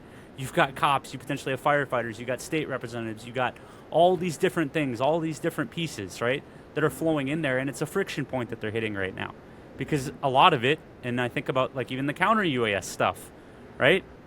Counter UAS, you got detect, identify, track, defeat, right? It's a beautiful kill chain. But a lot of that is the authority issue of, all right, hey, I got the technology, but who owns the final decision to act, right? And that's where, regulatory pieces are coming into play. And that one we could have a whole nother episode on that because that gets into like FCC regulations, a lot of different authorities that people don't realize are baked into those processes, right? Because everything you're doing with counter US for the most part, besides shooting a net at them, is for the most part running on some type of frequency. So the FCC wants their pound of flesh when it comes down to that. And then, again, automation can assist, recommend, and execute tasks, right? But it's not going to ever replace that human. And, that's why you see almost even the AI programs that, they're real careful. And if you read how they put out their bulletins whenever they're like fully autonomous, and it's like, and there's always this little asterisk somewhere in that sentence or somewhere in that headline that's like, well, up until the last second, and then somebody hit a button, and it's like, yeah, exactly, and so I think we need to try to quit, trying to rip the human out of the loop. Obviously, you're gonna have you got human in the loop, human on the loop, right? There's some balance here, right? And I also think that in itself, right, needs to be restructured in the way that we think about it, because every phase of flight, every operation, it doesn't matter what it is, right? You're going to have different authoritative controls that are needed depending on where the human is in or on the loop. Because if that isn't granted and set in stone, then you're going to have massive amounts of confusion when somebody goes, that brand new person sits down day 2 on the job, and that alert pops up and they go, what do I do? Right? And it's not that what do I do? It's a lot of times, right? Because that cheapens what these people have been through, right? A lot of times people know what they should be doing. They just don't know if they have the authority to act and be able to change that. And so that's why you get freeze. That's why you get, people that are like, I think of my own kids when I'm talking to them. I've got a teenager now in the house that I'm like, dude, what the heck was that? And he's like, I don't know. And it's like, what do you mean you don't know? It's like, how we just talked about this, whatever, right? But they thought in the moment that, hey, maybe I don't got to worry about that authority, right, in that realm, and I can get away with doing X, Y, Z, right, there. So I think those are really the big kind of takeaways. I don't know if I necessarily broke those down cleanly into 3 different ones, but I think that's the biggest takeaways with this is there's a lot of lessons learned within this. There's a lot of ways that we can do this better, and I think there's a lot of questions that still need to be answered, and to truly progress this industry and truly ripple this throughout anybody that's dealing with any type of cognitive demand, right? Because that's the crazy part, and that's a lot of what I just put out an article this morning actually on this, saying things like, guess what, nuclear, aerospace, defense, NASA. I think we're all trying to solve a similar piece of the problem. We just don't have the same language across the board. Because if you look at any high cognitive demand job and you start peeling apart the frameworks of them, man, the dots that connect there are wild when it comes to that. And I think that's a big direction for supervisory control and all these discussions when it comes to especially autonomy and those different pieces. Understood. And I appreciated there also. It definitely puts the need for the regulatory manner around the parameters that we're putting in place from an autonomy perspective.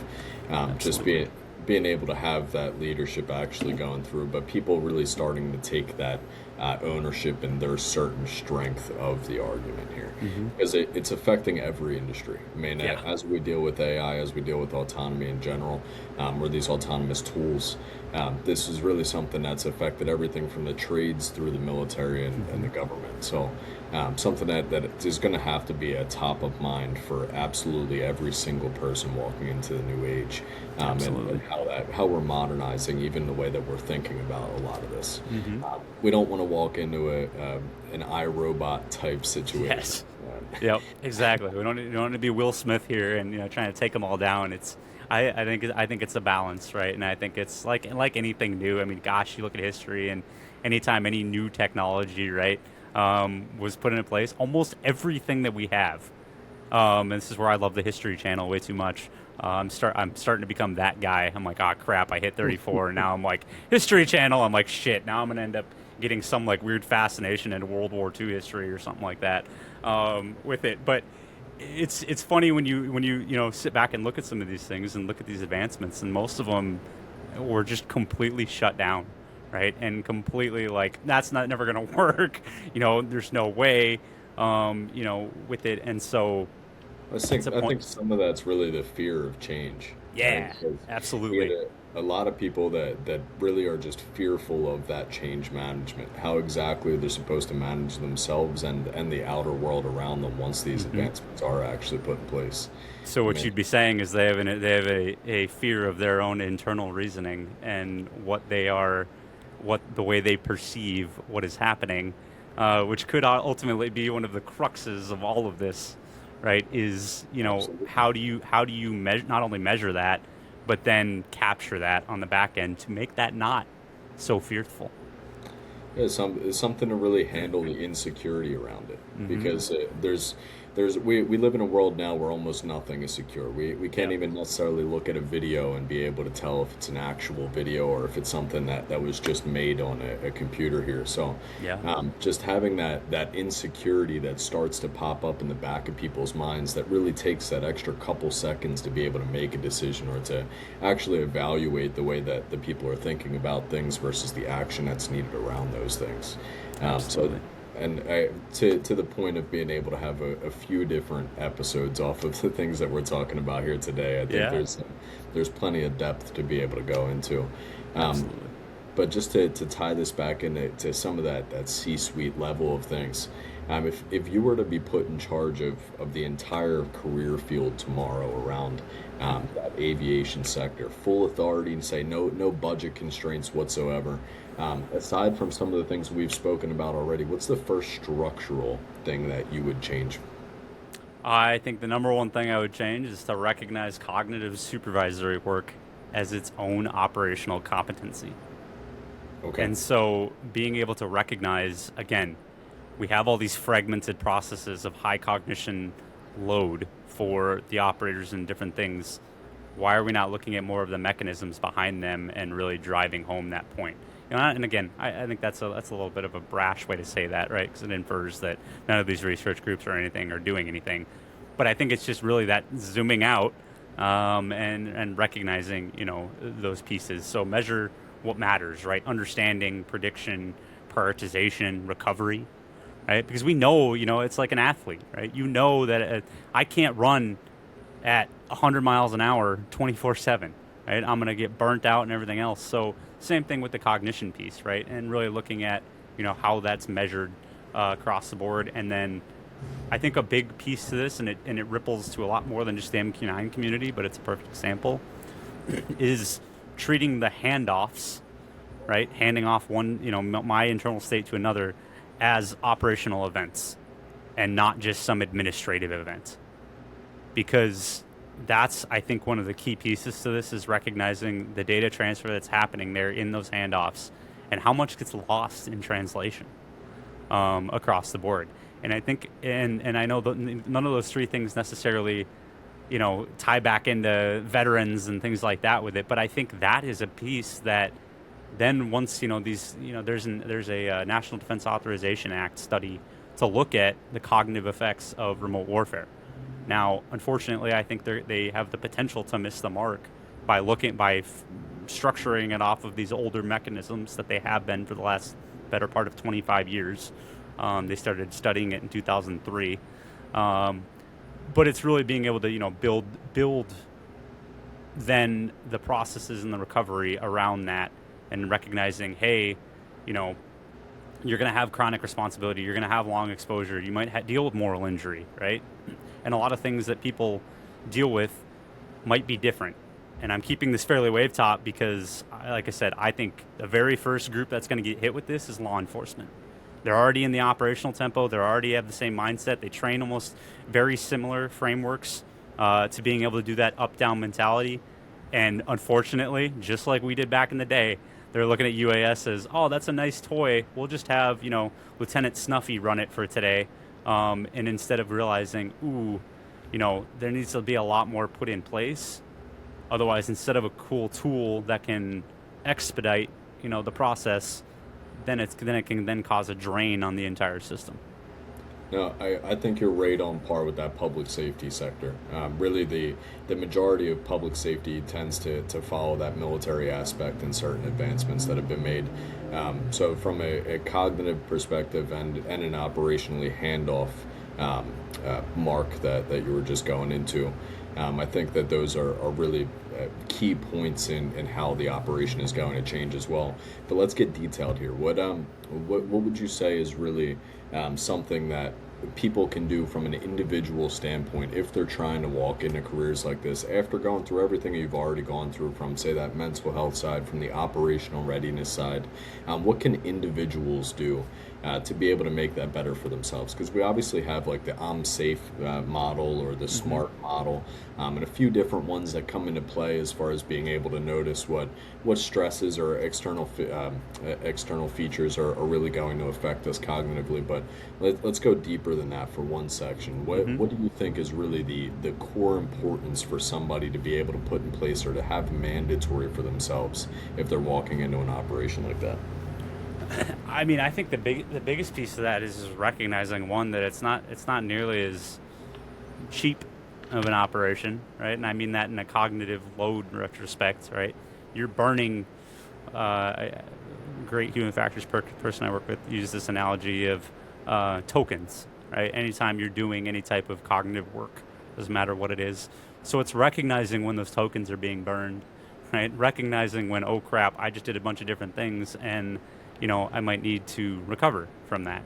And so one, it's not only the internal representation, but it's the communication of it, right? It's talking about this differently, right? Within the units, within bro to bro, all of it, right? The networks, it's going, hey, what is truly happening, here? What was your internal representation of this, and what changed, right? And because I think that's a big piece that once we start treating, and incorporating this into debriefs, incorporating this into the way we train, these processes, and we really talk about them, because I think that's a big piece to this that is not discussed enough, clearly.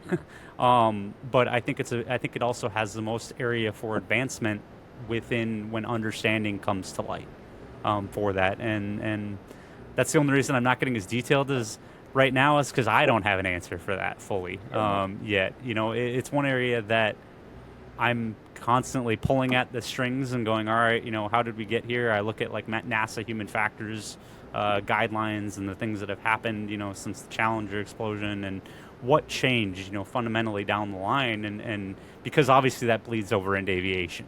It's a lot of governing there. So again, it's having this deeper level of conversation, and understanding like, hey, why did you just do that? Hey, what were you thinking when this? And it's not accusatory, right? It's not like, all right, what the hell? It's just, learn from the mindsets within this, because the only way we're going to be able to get to a place that we can measure this stuff to then better the technology down the road is talking about it. Gain more data through communication. Exactly. Now, from aside from just the communicatory value, have you found anything personally that's allowed you to really refurbish those tokens slightly faster than previously put in place?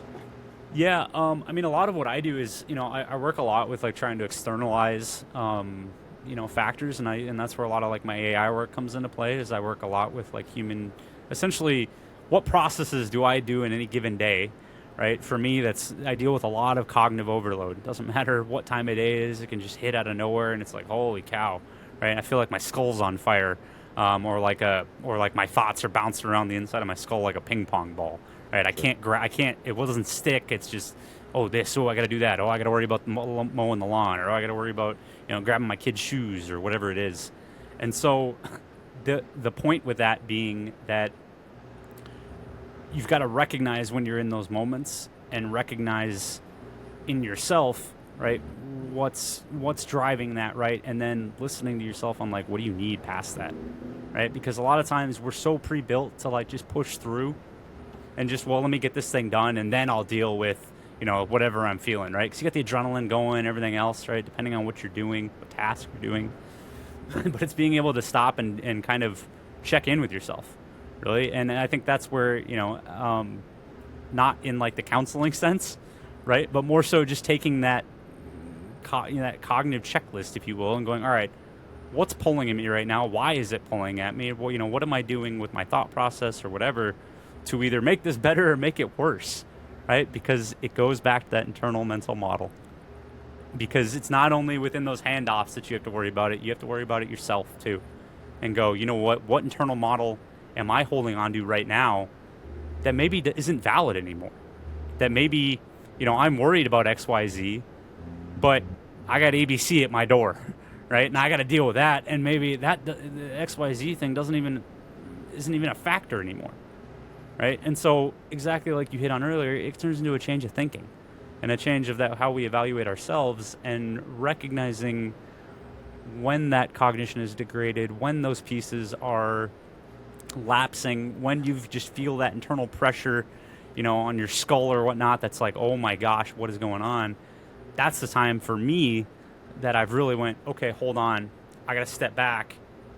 And, and then maybe reflect on it, right? Maybe, hey, let me work through, that's a cool thing with AI, right? You can turn it in to be like, hey, I'm thinking about this, blah, blah, blah, blah, blah.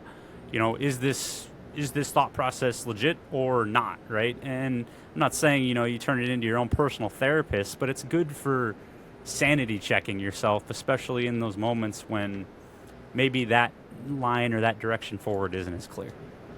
Sure, that self-evaluation and iteration around it. I Absolutely. definitely have that as one of my most important principles as well that I try to walk through life with. Absolutely. Um, Now, when you transitioned out of that role, thousands of hours instructor evaluator rating. I mean, you got a very impressive background. Thank you. Was there any single system that could really verify all of that to a civilian employer when you were trying to make that transition out, or did you have to kind of reprove everything from scratch and say a resume line that nobody else could in the community could read? Yeah, I can tell you it's definitely a challenge, right? Unless you go to like a 1-to-1 where I'm going from like Air Force to General Atomics, right? Something like that where it's a pretty much a 1-to-1 swap, right? I swap a flight suit for a polo, and that's all that really changes in my day to day. But past that, right? I think the hardest thing is recognizing there's so much more to what we were doing, than just and anybody in the community will understand this reference, than just put the thing on the thing. Right, that was essentially meant, hey, just put the crosshairs where they need to go. Shut up and color and just do the thing. And it was like, yeah, thanks, but there's a lot more that goes into it than that. Right, and so it's understanding, for yourself and really reflecting on, cognitively.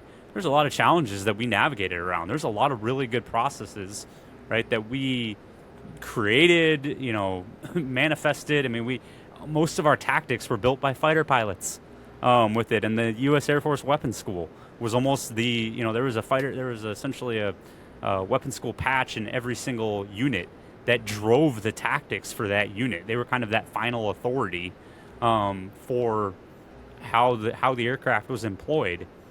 So it's looking at some of those day-to-day pieces and realizing, while none of those frameworks are going to transfer anymore, right? When I'm trying to like change a diaper or make a sandwich or whatever, right? But it's understanding that there's good things that came out of that, and there's exceptionally efficient and effective methods that we did and conducted during those times that can transfer. And that's the stuff that like I'm trying to really put words to now, is what does that look like, right? And so I work a lot within the remote warrior community, because we have like our own Discord of 150 plus members, and just really trying to drive that discussion, because it's a point that a lot of people, unfortunately, when they get out, they cheapen what they did, and they don't understand truly the cognitive effects, both good and bad, right, that we had, to operate at that time. And it makes you really, really good in other areas, and there's parallels with engineering, there's parallels with obviously aviation, but not only that, law enforcement, crisis management, right? All these things that you feel internally like, oh, when something happens and then everything gets real quiet, right? When you're in the middle of a crisis, everything around you gets real quiet, and you just feel like you're moving slow, and you got the you can just almost be a conductor and orchestrate in those environments, and that's a strength, right? It's just that you've got to practice where to put that.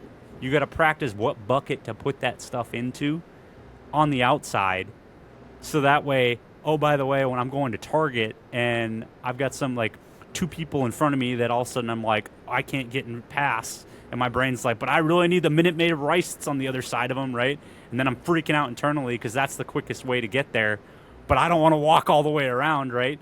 With it, because my brain is just trying to squeeze efficiency out of everything I'm doing, and there's a time and a place for it, right? And when I'm at Target shopping, probably isn't the place for it, there, but it's going to take that repetition, right? It's where like things like exposure therapy and stuff like that, I think, does have validity in that. It's just not in the traditional methods.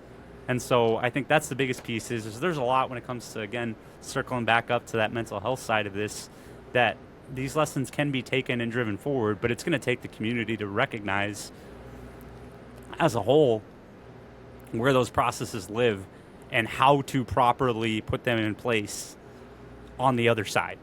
And that way your brain's not just trying to do it at random times, and you're like, what in the heck was that? Why did I just calculate all this stuff when I'm just running 2 miles down the road to a gas station to fill up with a tank of gas that I know is half full? Who cares? All the calculations up to that point.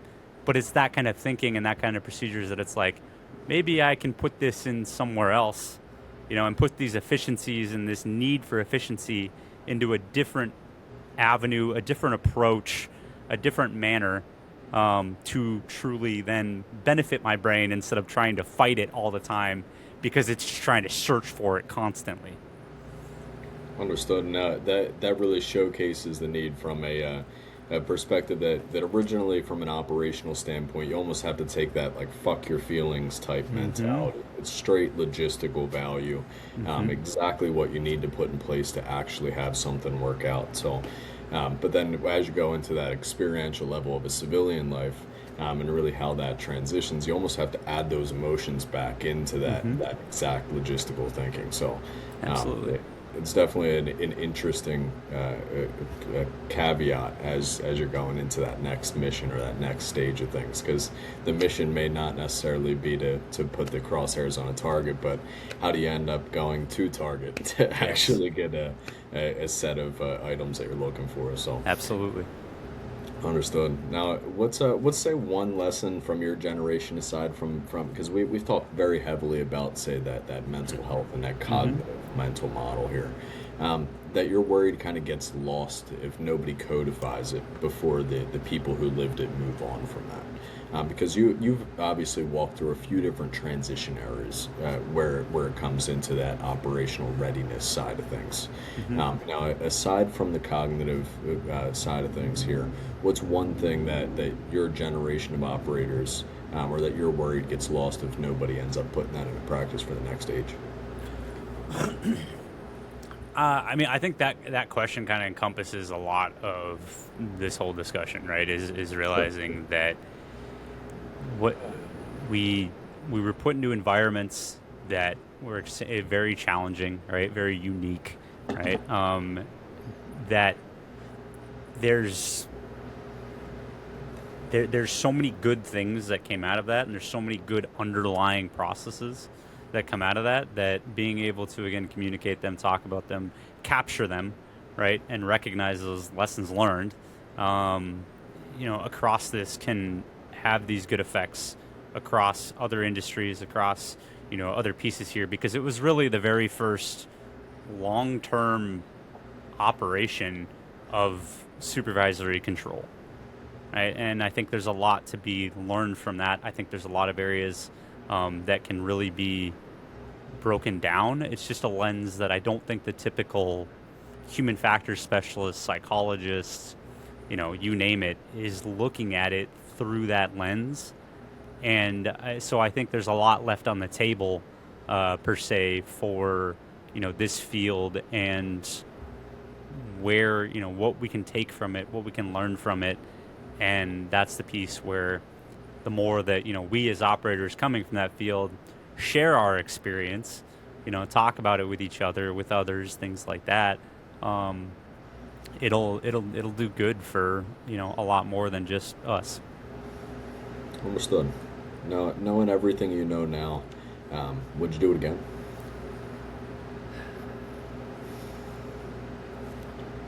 This is an internal struggle, as you can see.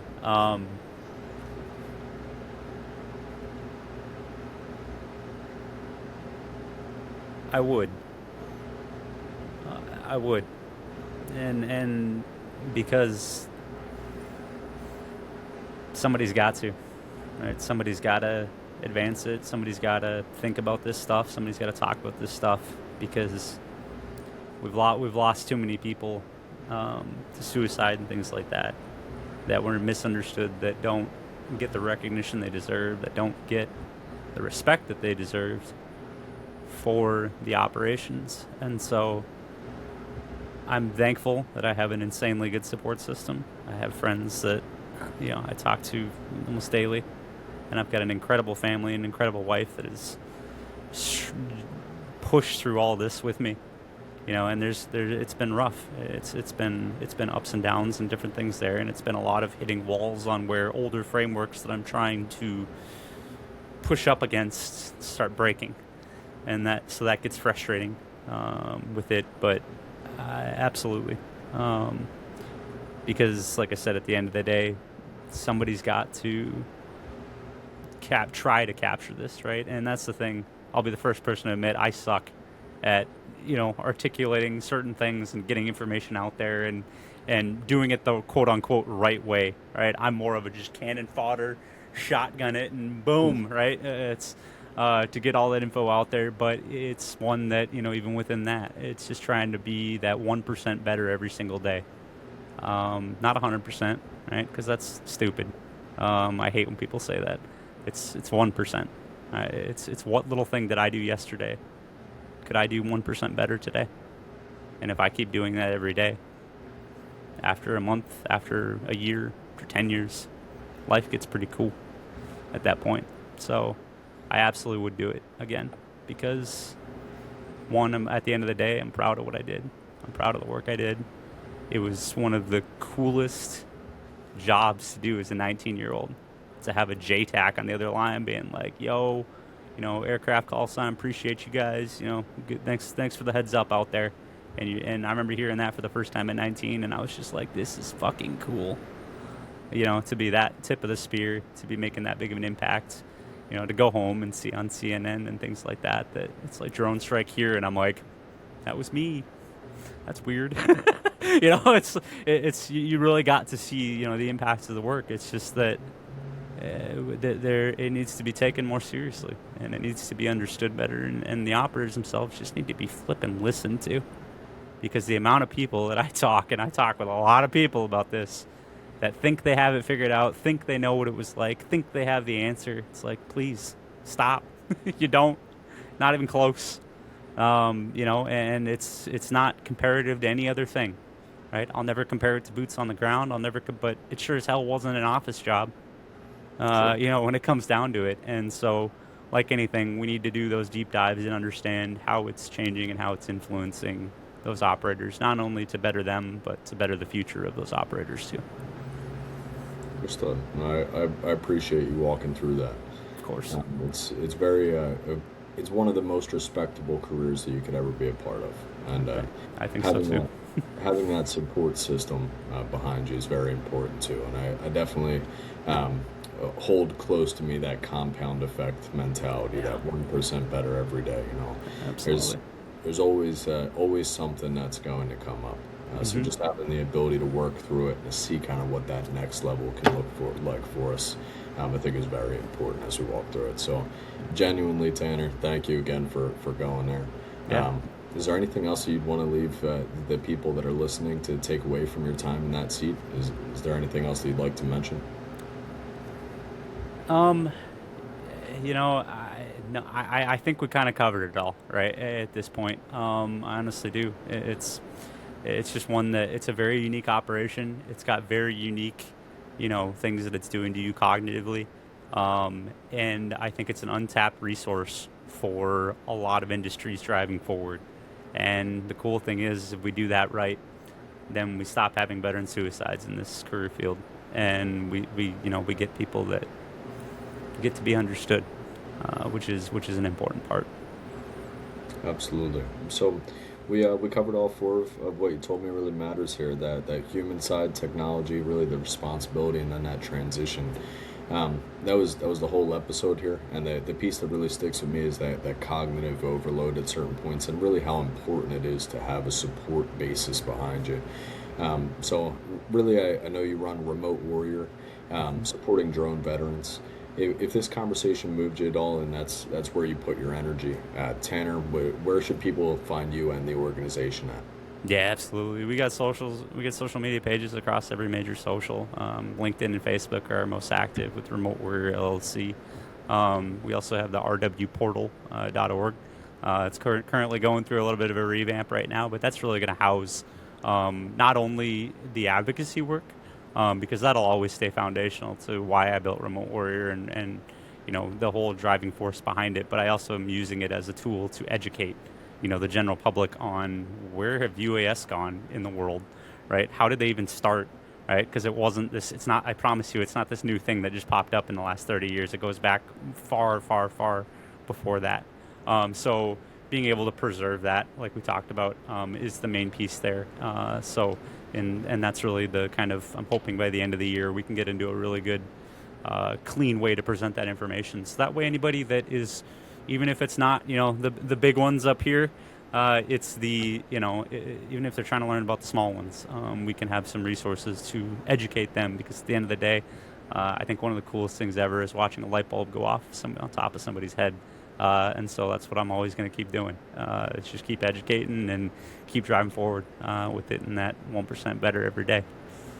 My man. So this has been C-Suite Standards. If this episode meant something to you, follow the show and share it with one person who needs to hear it. Tanner Yackley, thank you again for everything. Looking forward to see exactly how we walk into the future together. Absolutely. Take care. Thank you so much for your time. You too. Appreciate it.